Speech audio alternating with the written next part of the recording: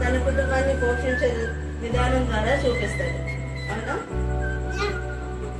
As per మీ నాకు మా నాన్న గురించి చెప్పాలంటే అనేకమైనటువంటి ఒడిదుడుకుల నుంచి మాకు ఆకలి అన్న విషయం తెలియకుండా ఇప్పటి వరకు కూడాను పెంచారు, మనం తీసుకొచ్చారు.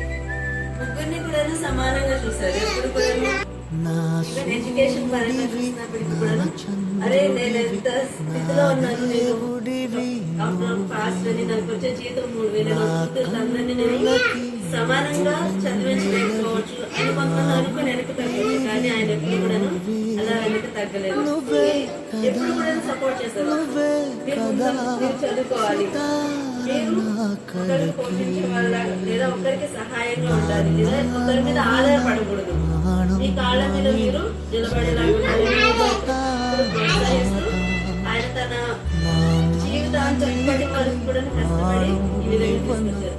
అట్ ద సేమ్ టైం చిన్నాన్న కూడా చాలా సార్లు సపోర్ట్ చేశారు. చాలా వరకు కూడాను తన ప్రేమ వ్యక్తపరిచారు. అది బట్టి చిన్నానికి నాన్నకి థ్యాంక్స్ చెప్తూ happy father's day not only చిన్నాన్న, అన్నలు ఉన్నారు ఇక్కడ. నాన్న వాళ్ళు తన ప్లేస్ తీసుకోనే టైంలో అన్నలు వాళ్ళు ముందుకు వచ్చి వాళ్ళు ఆ స్టాండ్ తీసుకున్నారు. ఇక్కడ అన్నలే కాదు, నాకున్నటువంటి అన్నలందరూ కూడాను ఏదో ఒక సమయంలో వాళ్ళు మేము ఉన్నామని ముందుకు వచ్చారు. అందరూ బట్టి అన్నయ్యలకు కూడా